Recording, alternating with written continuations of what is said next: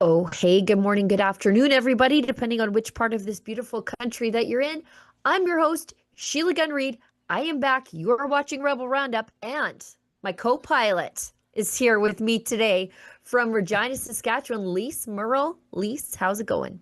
Well, I couldn't be better, Sheila Gunn Reid, because in only four sleeps, we will be seeing each other again. We will be reunited. Our little team, our partner in crime team is going to be Yes, reunited in beautiful Red Deer, Alberta for this has got to be the fourth fourth, yes. Rebel Emergency Town Hall meeting on separation happening in Red Deer on Saturday, June 14th. If you are anywhere near the Red Deer area or even further out, we don't care. If you Yeah, can get to Red Deer, you're going to want to attend this event because nothing makes me feel more normal than right. hanging out with all of my rebel friends. Like these are rooms and circles that where your opinions aren't going to be frowned upon, where everybody is going to know the same topics that you like to talk about, where everybody is on the same page. And that is so refreshing in this wild world where it sort of sometimes feels like your opinions may be out of step with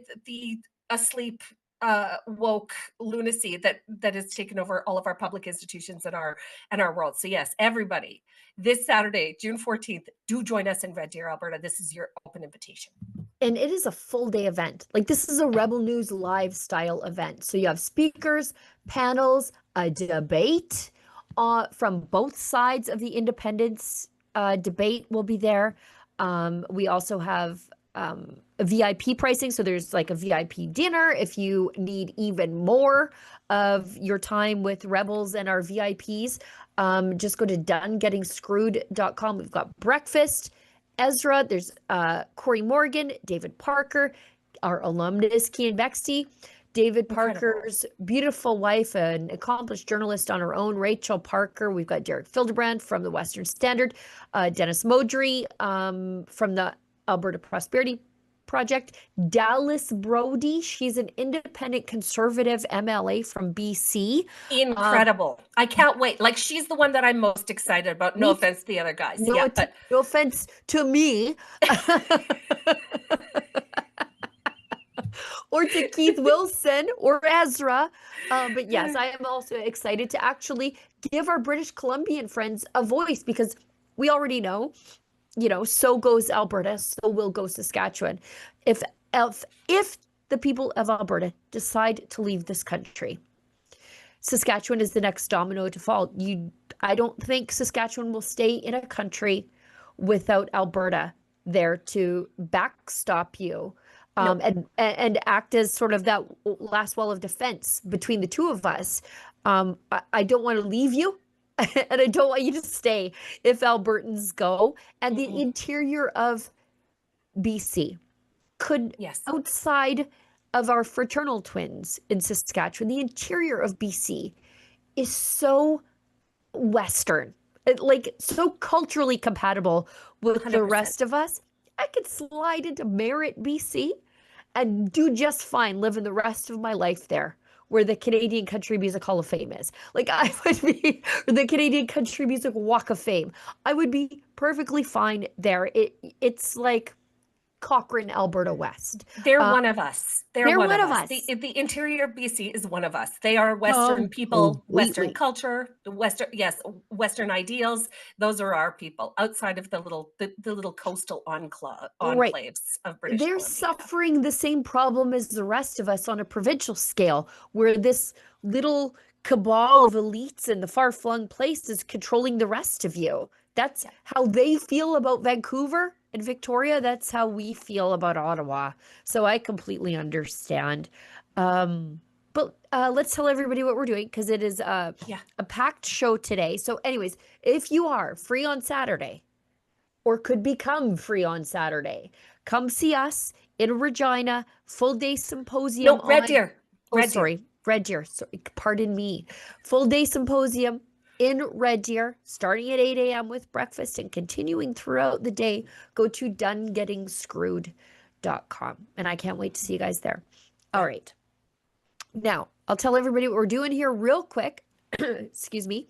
And then we'll get into the news of the day. We can't go late today because they need the studio after us. Even though we are not in the studio, the controllers of the studio are occupied by the stream. So we don't want to have anybody run behind. So this is the Rebel Roundup. As I said, it's our daily news and opinion show wherein we talk about the news of the world and of the day and of the country, completely unscripted. And then towards the end of the show, we have something called the Daily Cringe. And I think we have 3 things that make us cringe to talk about at the end of the show. But you can get involved in the show. We like to democratize the show. If you are watching us on Rumble and you feel moved by the spirit to support us, Rumble has a paid chat called a Rumble Rant. And that is a great way to support us. But it does something else. Lets you have your say, because if your Rumble Rant is over the $5 US cutoff, we are hereby obligating ourselves to read it and thus address it on air. If it's under that, we'll do our very best, time permitting. Now, normally time is always permitting, but that might not be the case today. So that's Rumble. If you're still watching us on the tyrannical censorship platform of YouTube, where we miraculously remained remonetized over there, I guess we'll always find out the hard way. But if you want to support us over there, same rules apply for the paid chat over there. It's called a super chat. So that's the $5 US cutoff. But if you are from the future and you are watching the recorded version of the stream and you are still just compelled to support the little network that could, you could leave a paid comment. It's called a super thanks. And we would be super thankful for that as well. So those are the rules. You know what to do now. Let's talk about the news of the day. Scandal unfolding. A slow-moving scandal, actually, a couple of years in the making. The Auditor General today released her ArriveCan report. And it is, I think, as bad as everyone was expecting. Now, for those people who don't know, I did one of my big, long patented X threads, where I take something very complicated and break it down into about 12 or 10 posts. So for those of you who don't know, and I don't know how you couldn't, the ArriveCan scandal involves a 2-person company called GC Strategies. They were given the contract to develop the travel surveillance app, ArriveCan, that didn't work, that people didn't like to use, that was a violation of their privacy, and erroneously sent about 10,000 people to wrongful quarantine upon threat of a $5,000 plus fine. So it didn't work. Oh, and by the way, it cost $60 million. And it was recreated by some tech bros over the weekend for about $50,000. And from a cottage. Yeah. From a residential house. Yeah. All of this was a 2-person contracting firm that worked out of the basement of a residential cottage. And basically they didn't actually do anything. They didn't actually develop anything. What they did, they were the pass-through. So let's go into Sheila's tweet thread, X threads, right? Let us do, yes. $93 million in no-bid contracts. And the CBC didn't tell us about its own involvement in any of this in its own reportage, because Sheila read the whole report and wonders why the rest of the media missed this little nugget buried in it. So, between 2015 and 2024, GC Strategies, a 2-man company run by Christian Firth and Darren Anthony, secured 106 federal contracts across 31 departments. The value, $93 million. Most were awarded as sole sourced. GC Strategies didn't build a single thing. They outsource the work, mark up the invoices, then send the bill to you. They're middlemen in a procurement racket that Ottawa let flourish. And I regret writing Ottawa there because it was the Liberals. Well, Ottawa, a bad city in its own right, but it was the Liberals.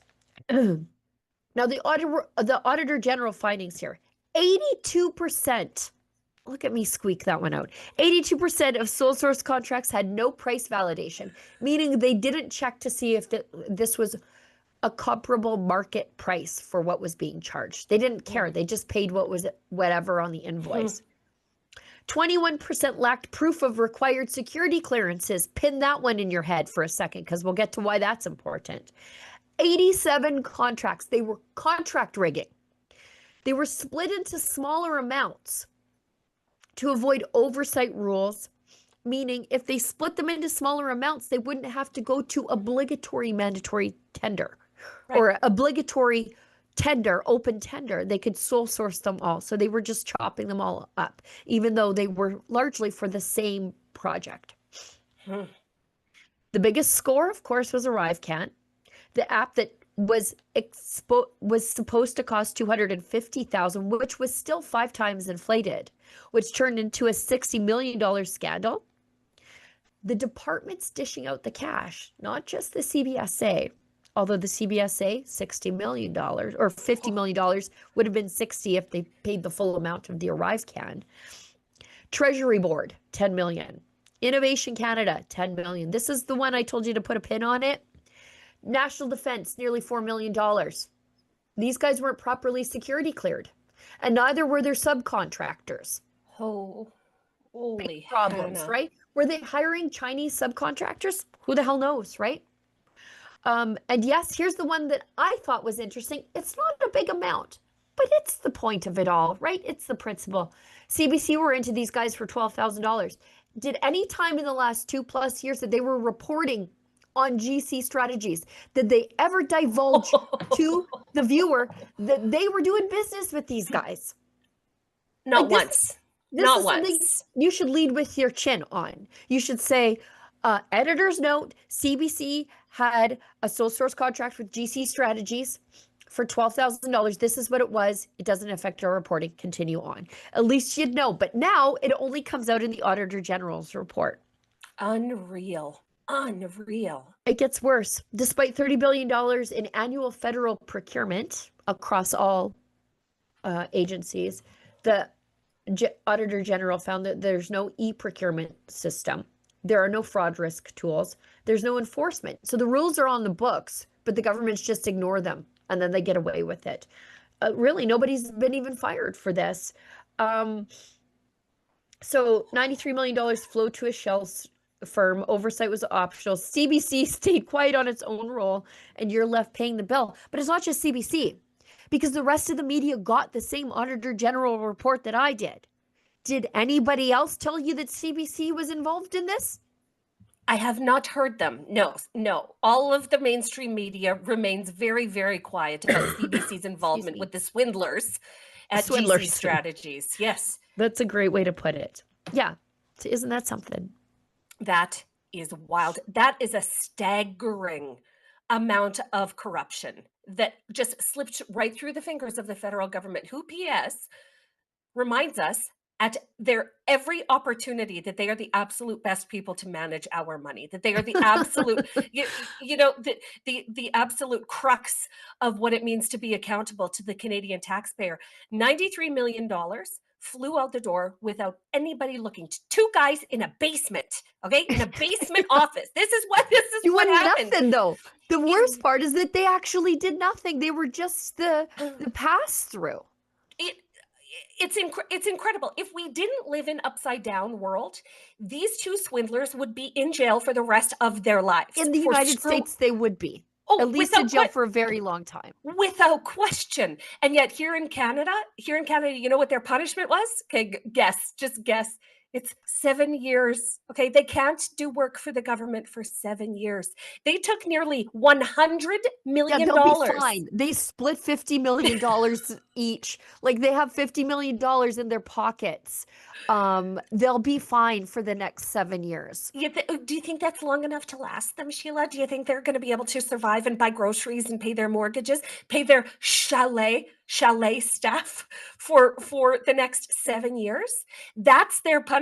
This is the worst that we can do for these guys. They should be thrown in jail indefinitely, like for the rest of their lives, for this level. Every bureaucrat that was involved in this, that turned a blind eye, should be at the very least fired. Absolutely fired. But like we see in Canada all the time, especially as it pertains to the federal government, they play this game of accountability hot potato. Oh, well, I couldn't take care of this because this system wasn't in place. Well, I couldn't Right. take care of this because this system isn't in place. And they just throw around the hot potato, and the accountability never, ever, ever lands in any one person's hand. The people that were managing this on the ministerial level should be fired. They should be fired and then prosecuted for gross negligence of taxpayer funds in Canada. And yet, the most severe punishment that could be meted out was a 7-year ban on doing business with the federal government. This is Ottawa's best at work. This is a great example, Canada. These two were whining and dining CBSA bureaucrats. Yes, they were. They were greasing the wheels every step of the way. They were involved in like almost every single federal agency and crown corporation. And nobody did any due diligence on these guys whatsoever. And this is just one. Ask us what McKinsey's been up to. Holy Hannah. Yeah. Right? Yeah. Yeah. In the new country, I'll end with this. In the new country, if you do this, if you screw taxpayers, if you take advantage of loopholes and extraordinary breaches, we'll deport you to Winnipeg. Straight to Winnipeg. Straight to Winnipeg. That's worse than jail. Sorry, Winnipeg, but you know it's true. You know it's you know it's true. Anyway, GC Strategies, absolute swindlers, deserve to be in jail. Yes. Yeah, we'll deport you to the prison colony of Winnipeg. Don't write me letters. I'm teasing. We have our own bad cities here. Winnipeg is the worst. It is the worst. Okay. Yeah, that's the thing. We can't make Ottawa a prison colony, although it has that vibe when you're there. Okay, let's keep going. Poilievre reacting to the Carney Liberals stealing yet another good idea from the Conservatives and then expecting us to ignore where we heard this idea first. So Carney announced that he's going to increase defense spending to meet the 2% of GDP target for NATO. And he says he's going to do it ahead of schedule, which, as I explained yesterday to David Menzies, is like not paying your credit card for years and then paying the minimum balance the day after it's due and say, see, look, Visa, I did it. Right. I did it. We were supposed to be doing this since always. This is not an accomplishment. The Liberals, who have been in charge for 10 years, should have been doing this since always. They never did. And so anyways, here's Poilievre reacting to it. Or not. Rebuilding our military. After another lost decade of Liberal cuts, mismanagement, and back office bureaucracy, of boondoggles, and wasted money on bungled projects, our military has never been weaker. Now more than ever, we need a strong military that will reassert our sovereignty in the north, take back control of our Arctic waters. We need at least one, but probably two Arctic bases. We need fighter jets, Poseidon aircraft. We need 4 and not 2 icebreakers to bust up the ice and reassert that we are properly the ones that lay claim over our Arctic waters. We also need to fill the massive number of vacancies that have built up in our military after the last decade by increasing the dollars available to recruit and focusing the military on a warrior culture that actually inspires people to want to join again. All of this is going to take money, and that's why we support getting back to the 2% target as soon as possible. And we will support additional money for our military. That's why we're calling on the government to bring in a budget, because all of this will require a budget. A budget that not only puts this money forward, clearly identifies where it comes from, but cuts waste in bureaucracy, consultants, foreign aid, corporate welfare, and other areas so that the necessary increase in the military does not come as an inflationary burden on the backs of our Canadian taxpayers who've been suffering for far too long. Okay. I think that the Conservatives need to stop giving all of their best ideas to the Liberals in talking points like that. Like, to be completely honest, we do not need the Liberals to pick up that laundry list of needs that the military requires, and truly they might. What the Conservatives should be doing in this moment is pointing out the deficiencies and the ways that the Liberals have crapped the bed on military spending. Tell us how deficient we've been in our NATO spending over the last 10 years. Tell us the limitations of our current military equipment and procurement process. Don't tell the Liberals that we need 4 icebreakers instead of 2. Tell them Right. how few we have. Like, we're not campaigning anymore. And I think that this is a misstep, because what the Liberals are going to do, and we've seen them do it over and over and over again, is take those Conservative talking points and going, right, we've decided that we Right. need to, like, to me, this is just all, this is a big misstep. This is a big misstep. Yeah. Right. I enjoyed yesterday Mark Carney's announcement on this, where he listed how bad things are in the military, like over the last 10 years. He goes on, like, he starts listing the things, and I'm like, well, I hope he finds out who did all those things. Who was in charge all those years? But that should be the Conservatives' job. The Bingo. Conservatives should be pointing this out. They are the opposition. I never, quite literally, ever want the Conservative Party of Canada to say, yes, we support what Mark Carney is doing right now. We Right. support what the Liberals are doing. And that's what I heard just now. And I don't like it. I don't like it at all. You're the Well, opposition for a reason. It's your job to oppose what the government is doing. And so there are right. better ways to do that. And that whole thing I'm not delighted with. So Well, you could honestly, as you said, just tell them how bad they are all the time. that's it. Don't let the Liberals run from their own record. They've got Right. 10 years of failure. Keep Right. talking about that. Yep. And this ask was them why they didn't do it any sooner. And this was a huge complaint of President Trump from the United States, saying Canada is not pulling its weight as it pertains to its NATO spending.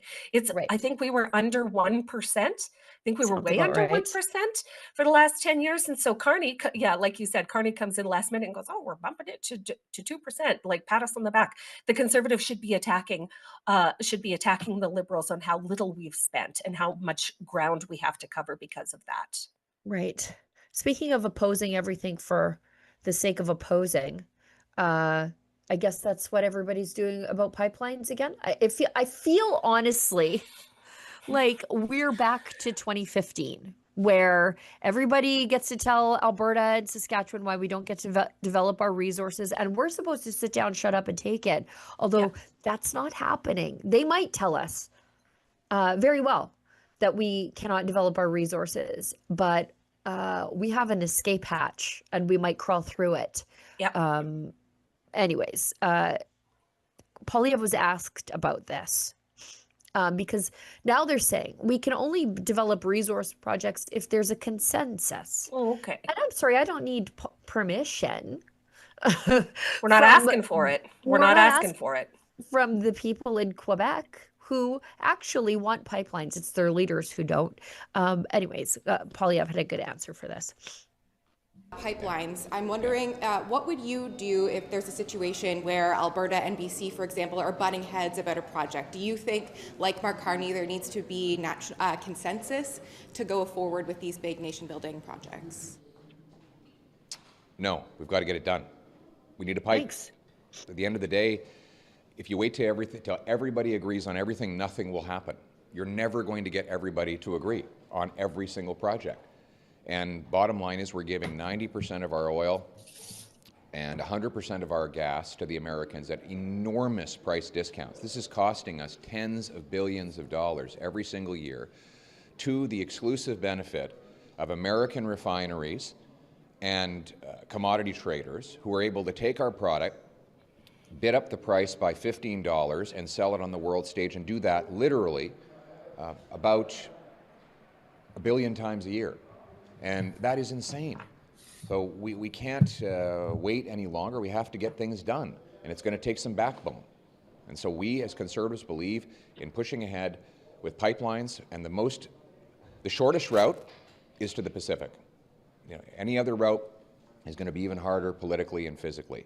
So we need a pipeline to the Pacific, and if the Prime Minister says he's going to wait till everyone agrees, then nothing will get done, which is what has been happening for the last decade. Okay. But what are you going to do about it? Sounds pretty reasonable, but at the same time, the federal government has emboldened provincial governments with consultation with all of the many layers of stakeholders, right? They're like, oh, we can't get this thing done unless we consult with everybody. This includes First Nations, who are vehemently opposed in some cases, maybe not in northern BC.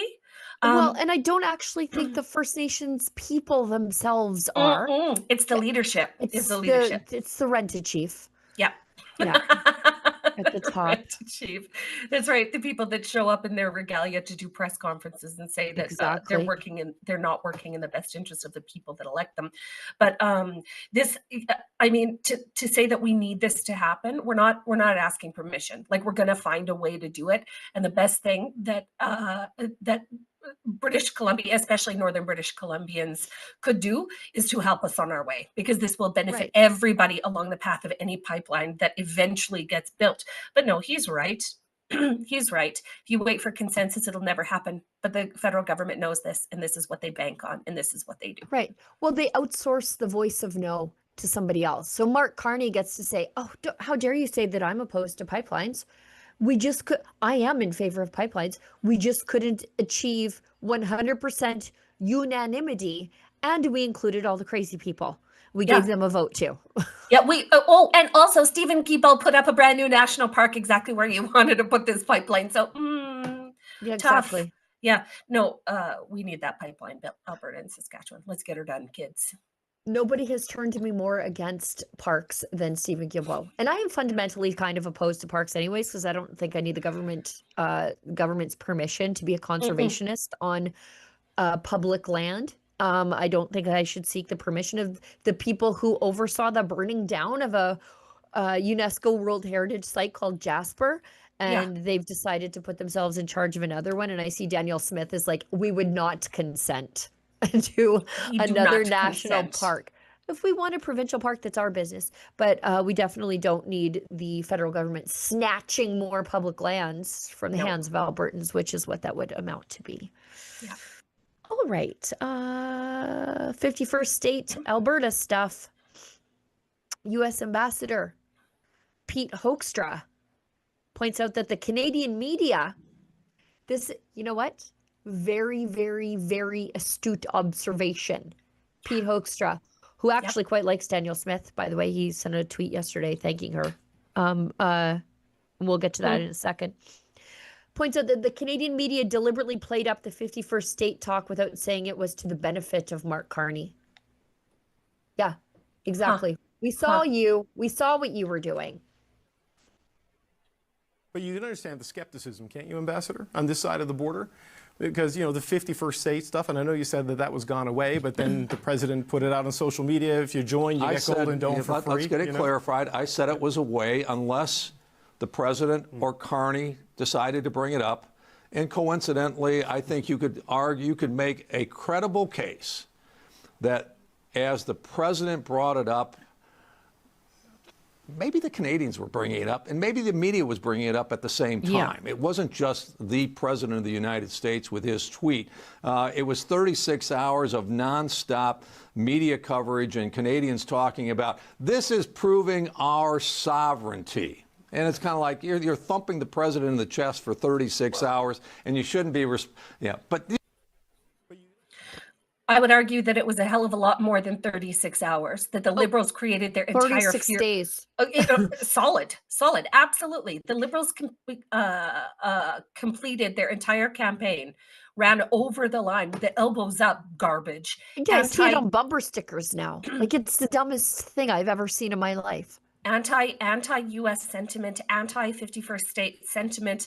It wasn't, Donald Trump mentioned it, but it was the Canadian media that ran with it, that picked it up, ran with it, and set it on fire, and got everybody who was even slightly left-leaning all worked into a tizzy. But I'm so happy that the Americans are calling them out on this, because that's exactly what happened in Canada. That's exactly what happened in Canada, and they knew it would. It's a crazy thing. Like, They knew, the media knew it would. Of course, they knew it would help Mark Carney. They were running around calling Danielle Smith a traitor because she was deciding to take her diplomacy directly to the Americans instead of having to run it through the failures and flunkies in Ottawa.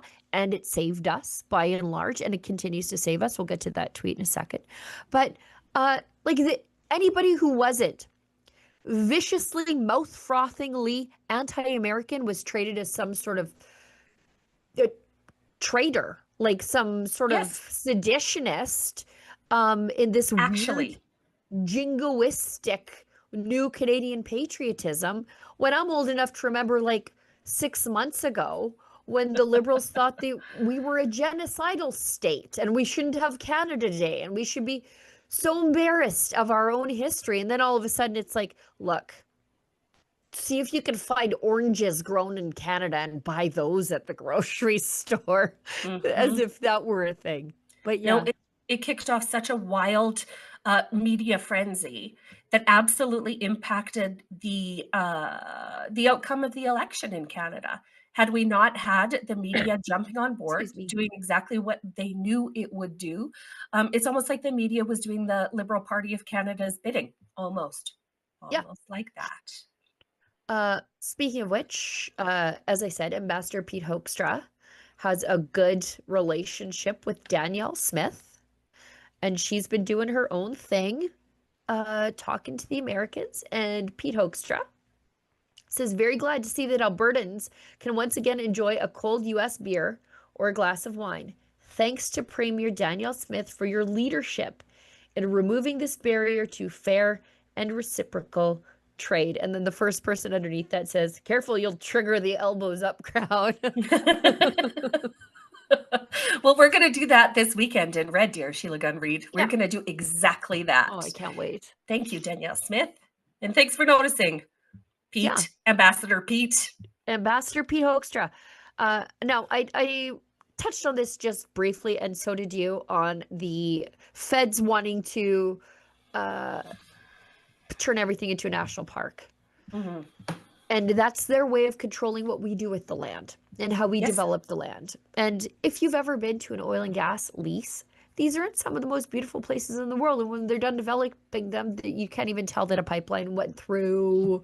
You just see a tiny, tiny little footprint of industry, and everything else is returned to its natural beauty, human and nature living in harmony.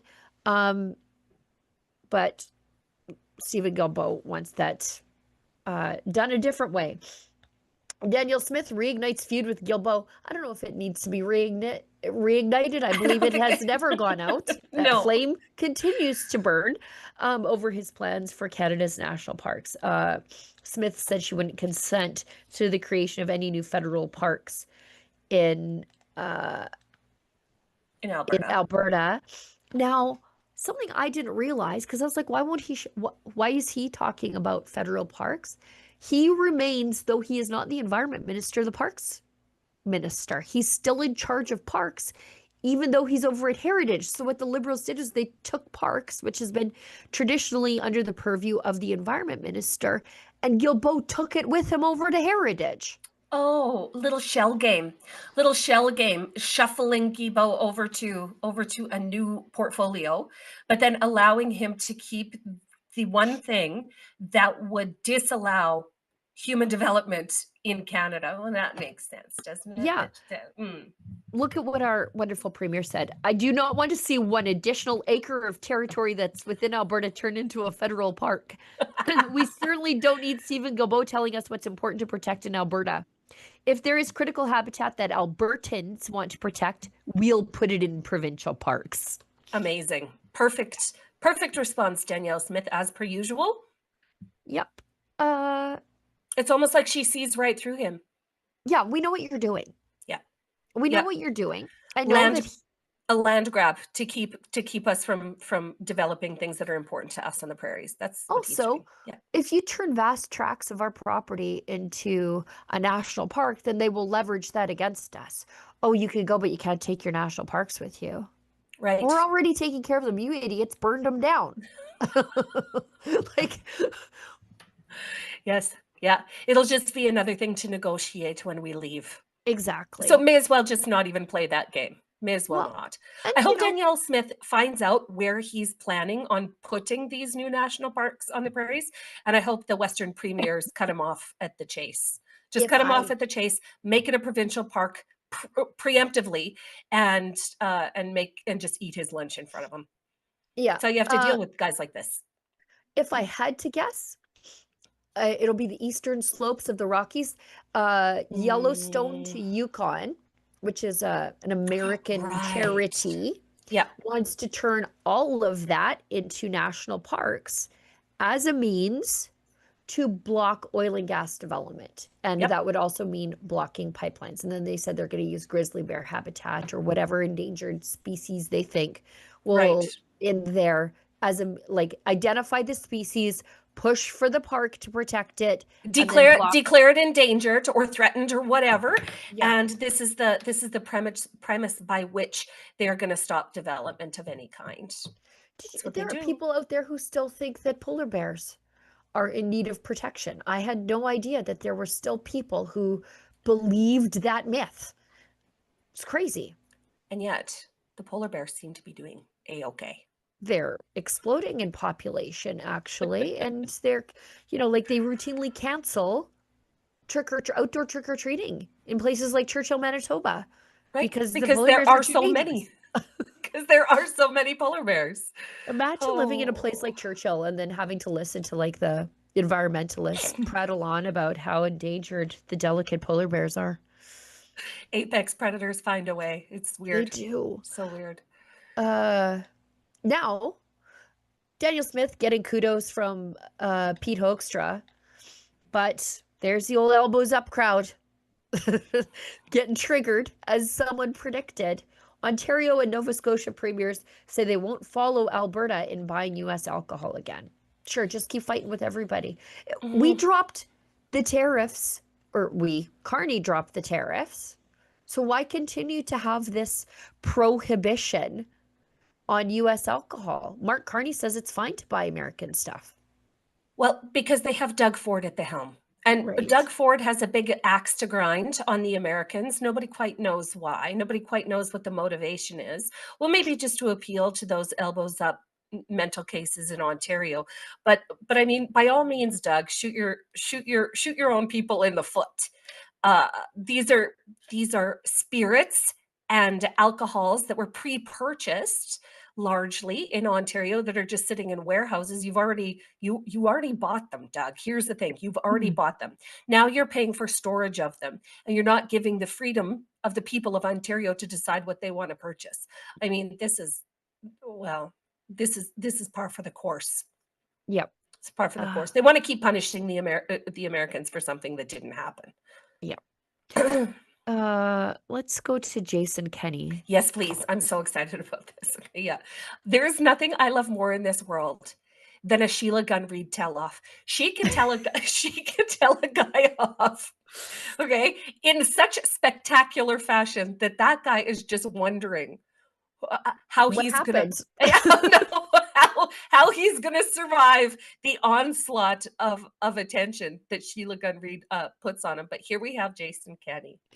Yeah, I didn't mean to spider monkey him so bad, but he absolutely had it coming. He deserved it. Because he continues to, as was his downfall, underestimate the anger of Albertans.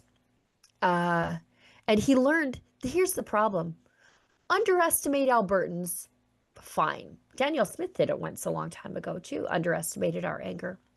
But here's the thing she learned. Jason Kenney's doing no learning whatsoever.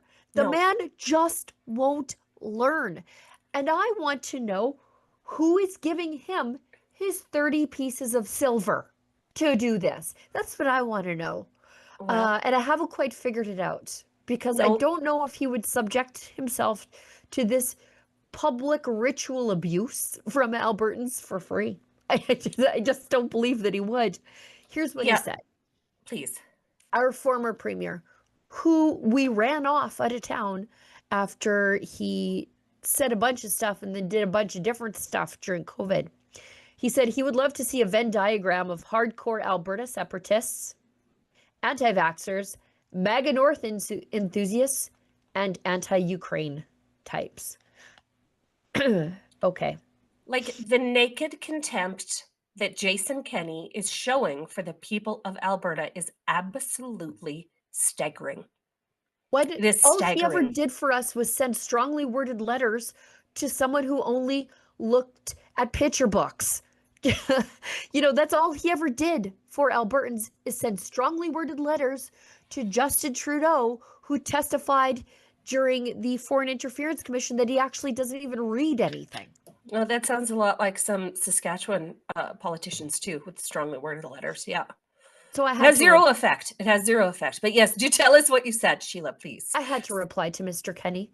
Yeah. I said the Venn diagram of politicians who sipped whiskey at Sky Palace, arrested pastors, locked churches, closed businesses, imposed vaccine passports, limited funerals no matter the size of the church, created a biomedical underclass, limited oil production OPEC style to artificially inflate the price, which cost Alberta jobs, by the way, and ridiculously claimed to be pro-freedom, pro-free enterprise conservatives would be the shape of the silhouette of your face. Just boom. Mic drop. Mic drop on poor Honestly. Jason Kenney, who is just so outpaced by Sheila Gunn Reid in this moment. Oh, it's like he never learns. He just doesn't learn. He just doesn't learn. And as a matter of fact, he's getting worse because he's digging into his anti-Alberta sentiment. He is outright disrespecting the people of Alberta for their beliefs and their experience under his reign. And it's like he is in the business of making enemies right now. It is wild. Jason When I Kenney is first wild. saw this, I'm just going to plop this in here. I guess we'll probably need to hit an ad break after this. But when I first saw Jason Kenney's tweet, I was like, he is this close to calling people deplorables, Hillary Clinton style. It's a basket of deplorables. Yes. And then I was like, you know what this reminds me of? That Justin Trudeau, and I tweeted him the video because it's the exact same talking points. Should we tolerate these people? From Justin Trudeau. Like, same playbook. Just talking poorly about people with real grievances that politicians, including Jason Kenney, never actually did anything about. So I sent him this video when Justin Trudeau was talking about unvaccinated Canadians, or even just vaccine skeptics, or people who just thought maybe it's not the bartender's business if I got a jab or not. And I thought, you know, is what he's saying tangibly different than this? I don't think so. Oui, on va s'en sortir de cette pandémie par la vaccination. Puis on Look at his on eyes, by connaît the way. tous des gens qui sont en train d'hésiter un petit peu. On va continuer d'essayer de les convaincre.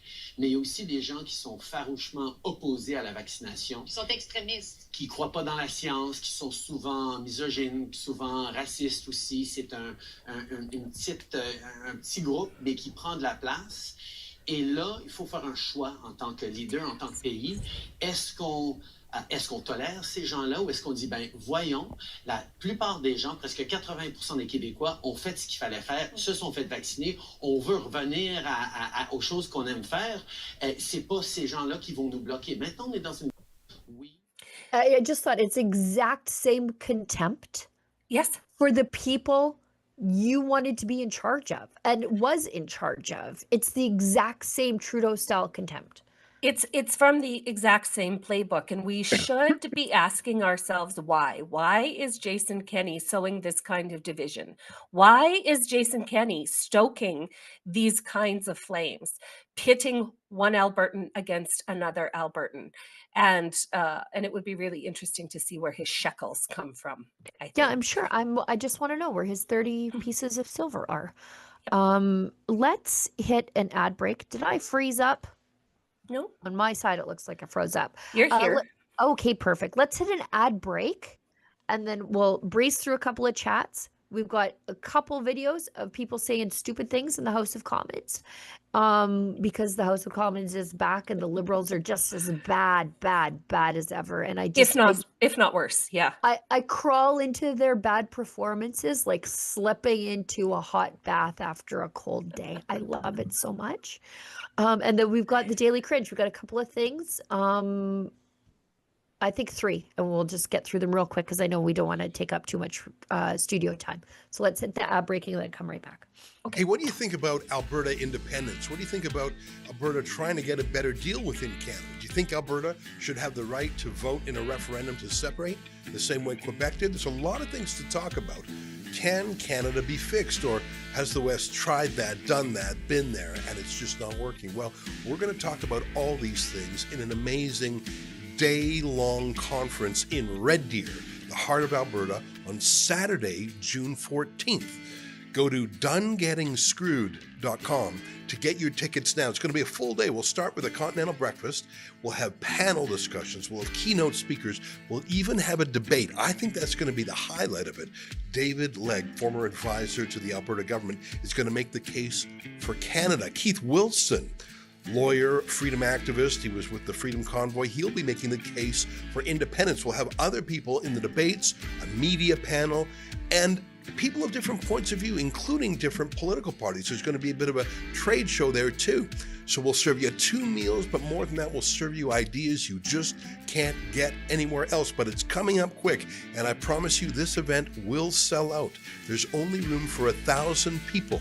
And I know that there have been 1,000-person meetings about this subject all over the province. In fact, we had an event in Calgary that sold out in 2 days when we had only 350 seats. So don't be disappointed. Go to donegetingscrewed.com and get your tickets now. I'll be there. Sheila Gunn-Reid will be there. So many interesting people. Our friends in other media companies like Western Standard, Juno News, and Counter Signal. It's going to be a great day. That's Saturday, June 14th in Red Deer, Alberta, all day long. Go to donegetingscrewed.com to get your ticket now. Don't wait. I don't want you to be locked out. It's going to be full. See you there. That's donegetingscrewed.com. Canadians know the national anthem. They stand in silence to remember those who died for this country. But not every Canadian knows their rights and freedoms. The Freedom Passport will change that. It looks and feels like a Canadian passport, but contains the Canadian Charter of Rights and Freedoms in a portable, easy-to-read format. The Freedom Passport. Order one for yourself and for all the freedom lovers that you love at freedompassport.ca. Okie doke. I'm going to breeze through some of these chats. Excuse me. And then we'll get into a couple of things for the House of Commons and then the Daily Cringe. And I found the Chris Stacey video. Amazing. Of just the obnoxiousness happening in Ottawa. So you've got a chat from Bluebird97, gives us $5, referring to our comments about BC. That's how everyone east of the Tri-Cities in the Lower Mainland in BC, I guess, feels. The woke city center dictates too much for us. Completely. I feel that way about Edmonton. Come with us, BC. Come with us. Come with us on our grand adventure. CC Ramsey also says, because we were talking about the interior of BC, and I, to my great shame, forgot the northern peoples of British Columbia, who probably should be Albertans anyway. The Peace region in general, right. Fort St. John, you function as like a satellite suburb of Grand Prairie anyway. Northern BC also, CC Ramsey says, for $6.99. Anywhere north of Metro Vancouver, we're done getting screwed too. Yes. Come along. We want you to be able to just frack the daylights out of northern BC. I really do.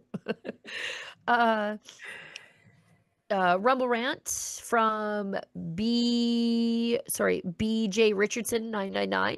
Great report. This is on Ezra's work. Great report from Cork, Ireland last night by Ezra. Great to see the resistance to the globalist cabal is alive and well in Ireland. Some very good candidates for leadership there. We have much in common. It is something that a journalist from Canada has to go all the way to Ireland to properly cover the citizen uprising there in any sort of fair and reasonable way. You can't trust the mainstream media anywhere, honestly. Yeah.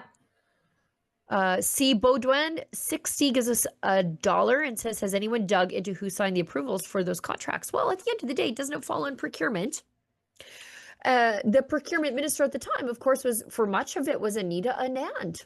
Oh, you don't say. You don't say. Yeah, and as you know, she was promoted to foreign affairs. So the government thinks that nothing wrong happened under her watch. I forget the subsequent procurement.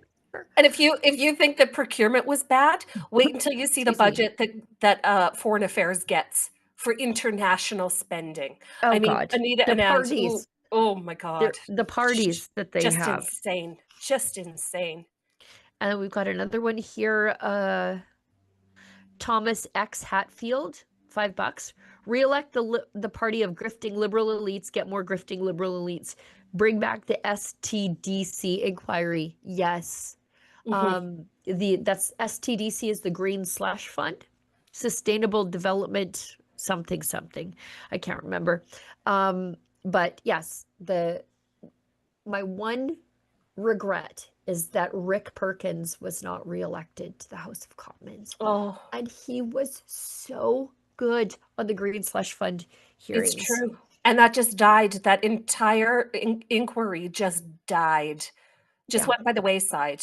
Well, I mean, if you were Stephen Guilbeault and you received upwards of $250 million for your companies through the Green Slush Fund, you would want that to die too. Yes.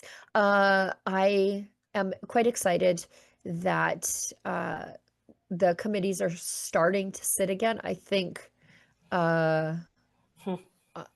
PROC, so the Operations Committee, is electing their chair today. I don't know who it is, but I'm excited to dig back into committees because while the fun, flashy stuff sort of happens in the House of Commons and people are getting beat downs in the House of Commons, I enjoy the appearances before the committees because you cannot decline to appear at committee. You get subpoenaed and you have to give your evidence at committee, and they can't skip out on that. Yeah, and you glean so much information from the questioning that happens in committee. Yeah, that's where the juice happens.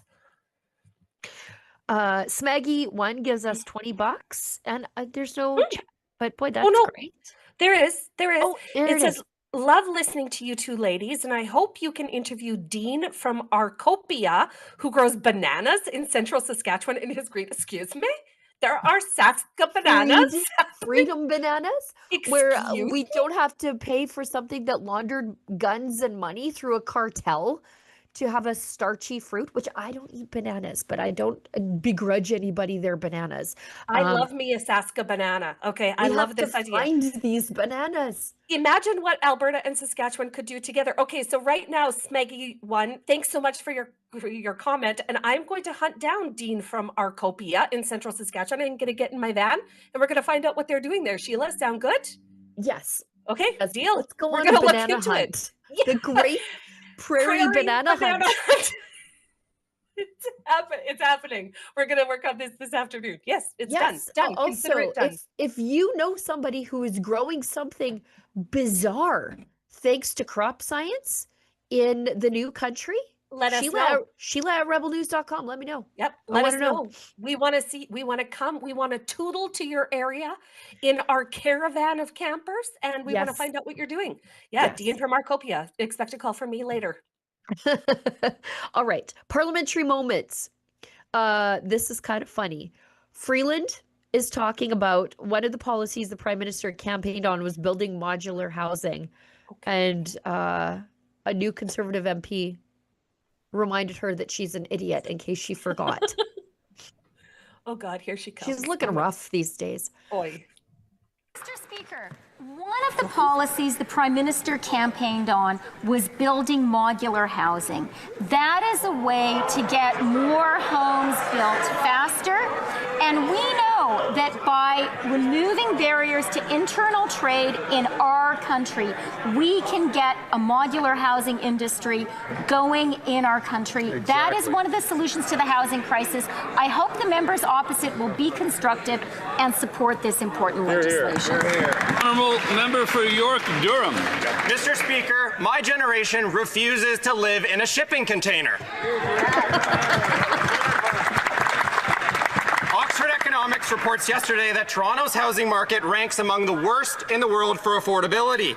At the same time, mortgage delinquency rates in Toronto are higher than at any time during the pandemic. The financial burden is suffocating the next generation of homebuyers. And history has shown us, Mr. Speaker, if you fail to plan, you are planning to fail. A budget is a plan, Mr. Speaker. So my question to the Prime Minister is, when will Canadians see one? That's beautiful. That Wild. was wonderful. I So love these good. scrappy new conservatives. Andrew Lawton is making the Minister of Public Safety look like an absolute buffoon. And then this, like, Freeland, whose advice when you're dealing with crushing inflation and housing costs was to cancel your Disney Plus. Now she wants to put you in a CAN. Yes, that's exactly what she says. And just for anybody that doesn't know, I live in the equivalent of a 15-minute city. Okay, I live in the equivalent of a 15-minute city. And they put up high-density modular housing a couple blocks from us. They can do a 400-unit complex inside of 2 weeks. They come in on cranes like Lego blocks and just drop them one on top of each other. These complexes turn into slums inside of a year.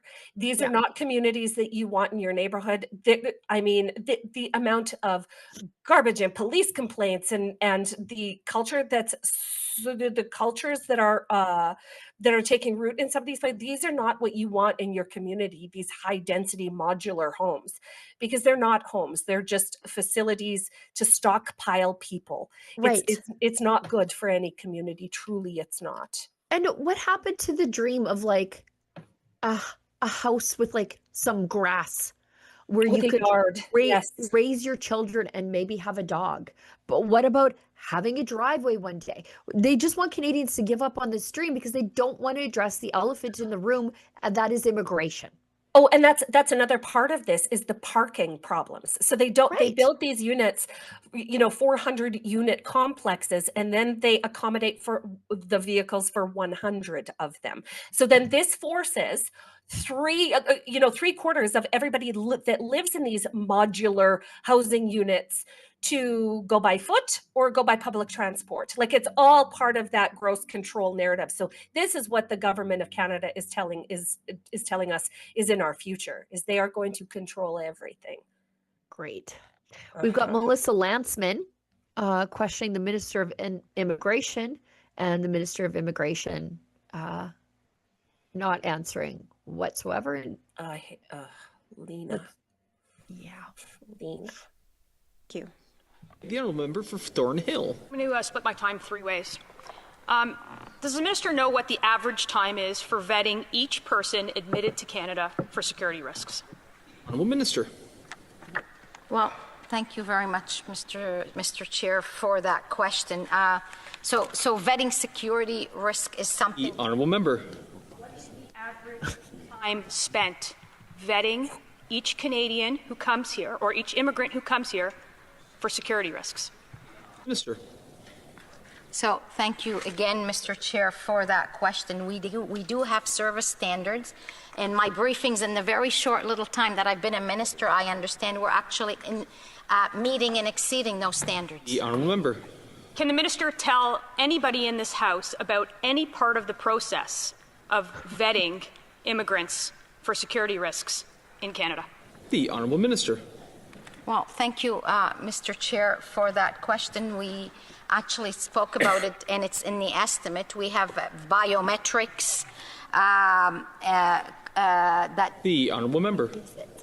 The government has committed to letting in hundreds of thousands of immigrants into Canada. How many of these people will be allowed to come here without comprehensive vetting and interviews? The honourable minister. Well, all immigrants that come here, whether it's the international students, whether it's the temporary foreign workers, are screened by biometrics. There's comprehensive screening that is done. Member. Is the minister confident that the amount of time spent on vetting immigrants before they come to Canada for security risk is sufficient to keep Canadians safe? Yes or no? Minister. Well, we work very hard at IRCC with our partners, around the globe to ensure that... The honourable member. Confident that the time spent on vetting immigrants is sufficient to keep Canadians safe? The honourable minister. Well, safety of Canadians is our prime importance, and that is why we've also introduced Bill C2 to strengthen our borders and ensure that immigration system and visa. Honourable member. The minister is not familiar with how much time it takes to vet, but is she confident with the amount of vetting that takes place to keep Canadians safe? It's a yes or no question. Honourable Minister. So again, Mr. Chair, there are biometrics even in the estimates. We've got funding allocated for those, $55.5 million in the estimates. There are so stressful. Member.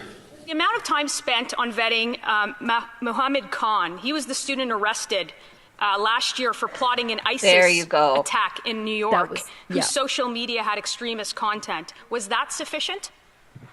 Sure. Well, thank you so much, Mr. Chair. I mean, CBSA would be more the department that would be able to answer type questions like that. You're the immigration minister. Is responsible for vetting and letting in Canadians. Does she think that sufficient time was spent on vetting him? Minister. Again, Mr. Chair, these questions are better suited to the public safety and the Canada Border Service. The honourable member. Minister of Immigration understand her job? Minister. Thank you, Mr. Chair. I do have a mandate letter from the Prime Minister, and he has made it quite clear as to what the expectations are. The honourable member. The minister believe that non-permanent residents should be deported if they are charged and convicted with a criminal offence. The honourable minister. Thank you very much, Mr. Chair. These are security matters and security issues, and of course, that's public safety, and CBSA takes control of that. I'm a member. Immigration question. She decides who comes into Canada. Does she believe that non-permanent residents who have been convicted of a criminal offence should be deported? Yes or no? I'm a minister. So thank you very much, Mr. Chair. Oh my God. Oh my God. We have a robust criminal justice system, and there are rules in place. Again, people that are charged and with effect or charged. The honourable member. What color is my shirt? The honourable minister. Well, I mean, you would probably know more than me the color of your shirt. You're wearing it. Chair. Oh my God. The honourable member. Of answering a simple question. Honourable minister. Thank you, Mr. Chair. I believe I've been answering the questions. Honourable member. Minister, does the minister believe that that Ahmed Al-Didi, he was the 2008 Syrian refugee who was charged in 2024 after appearing in an ISIS torture video, missed by initial screenings in this government? Did the Liberal government spend enough time vetting him? Just a simple yes or no. Well, Minister, very brief response. Well, thank you again, Mr. Chair. We have robust measures in the main estimates that deal with biometric collections, with security. But again, CBSA and CSIS are the ones that are in charge of that. Yeah. Okay, I think that's good. I feel safer already. I don't know about you.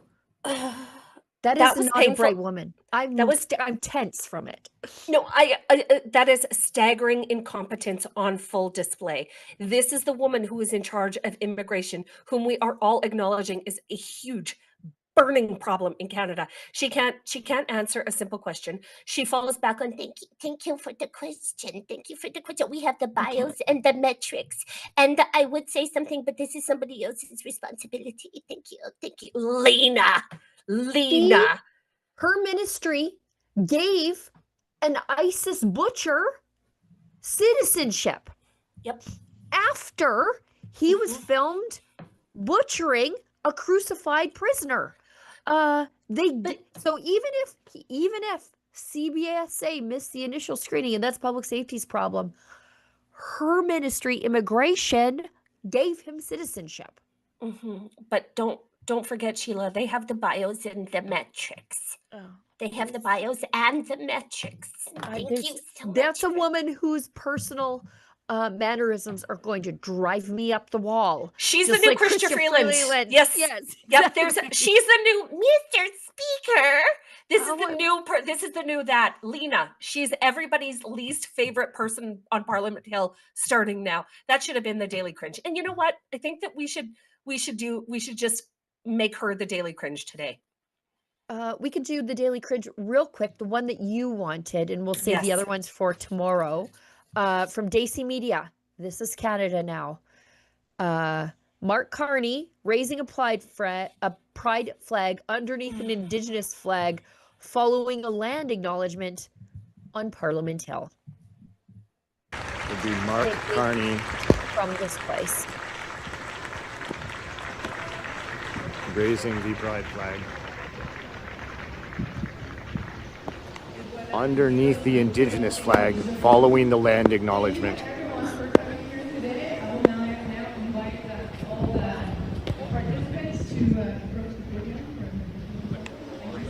Welcome to Canada. Exactly. This is the holy trinity of the woke religion right there. Just gross. Like we have compounding problems on compounding problems, and yet this is where they direct their attention.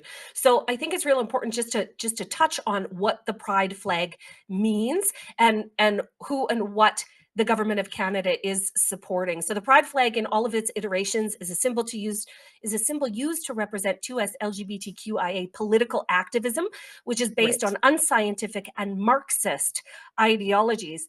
It promotes segregation, discrimination, inequality, provocation, and discontent as a method to deconstruct the family and break down societal norms. And yet this is what the government of Canada believes is most important, is deconstructing the family and breaking down societal norms. The flag is offensive to the vast majority of Canadians, including people in the LGBTQ community, who see how destructive the movement has become and who are now distancing themselves from it. Giving special rights to any one group is a charter violation. Quote, every individual is equal before and under the law and has the right to equal protection and equal benefit of the law without discrimination. That's section 15.1 of the Charter of Rights and Freedoms. This is a violation of my charter rights and freedoms. Watching this. June is also the Catholic month dedicated to the Sacred Heart of Jesus. So whenever I see this, I'm like, you know, where's the flag for the Sacred Heart of Jesus? Yeah, we don't get that. We don't get that. Okay, we've got Smaggy 1 gives us $1. You didn't need to do that, and sends us the link to Dean from Arcopia on YouTube. So thank you. It's in the chat now, you know. And C. Baudouin 60 gives us $1 and says these ministers get paid $307,000 a year for whatever we saw. Madame Molina, like, who couldn't even say your shirt's white. Like, she couldn't even say that. Gross. To deflect and ignore. Yeah. The concerns of real Canadians. Yeah. All right. We got to get going. They need the studio. Lise, and everybody at home, we're going to bank the 2 extra daily cringes that I promised you. And we're going to bank them for tomorrow. We're going to make extra time tomorrow for them. And thanks everybody who pitched in to keep the lights on here at Rebel News. Thanks to putting us on to Dean from Arcopia and his Saskatchewan bananas, which is something I never thought I would say side by side. Lise, thanks so much for coming along on this very wild ride with me today. And we'll see you tomorrow. Yeah, sounds good. All right. Bye, everybody. As David Menzies always says, stay safe and stay sane.